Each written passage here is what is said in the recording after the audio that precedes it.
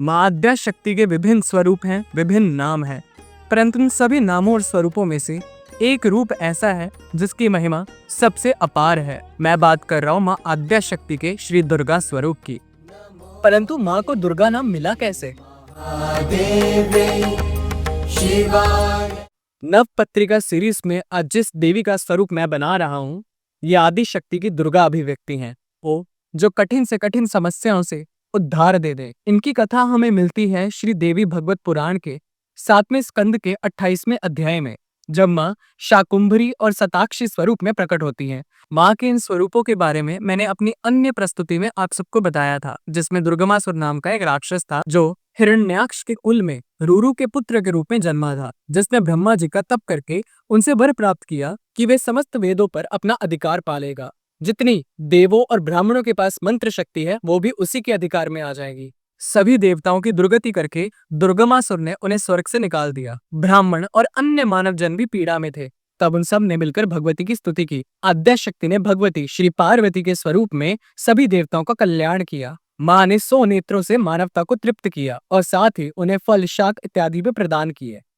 अब इसके बाद शुरू होता है असली युद्ध।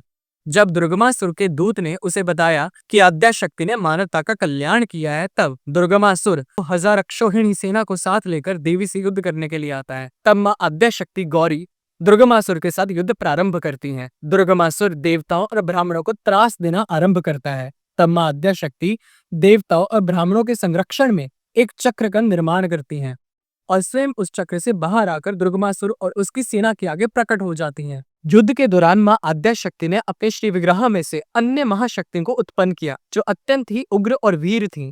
ये युद्ध 11 दिनों तक चला और आखिरी के दिन जब वो देवी के साथ युद्ध कर रहा था, तब माँ ने 5 बाण छोड़े।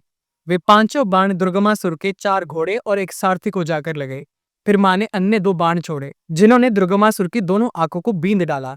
तत्पश्चात देवी ने अन्य 2 बाण छोड़े जिसने दुर्गमासुर की दोनों बाहों को काट डाला। देवी ने अपने एक बाण से उसके ध्वज को काट गिराया और अपने आखिरी 5 बाणों से भगवती ने दुर्गमासुर के वक्ष स्थल को लक्ष्य करके उसका कचूमर निकाल डाला और इस प्रकार दुर्गमासुर का अंत हुआ। देवताओं ने प्रसन्न वदन होकर भगवती की स्तुति वंदना की और दुर्गम नामक महान असुर का वध करने कारण माँ का नाम पड़ा दुर्गा, जो दुर्गम से दुर्गम कार्य, क्षेत्रों और समस्याओं से मुक्त करवा दे।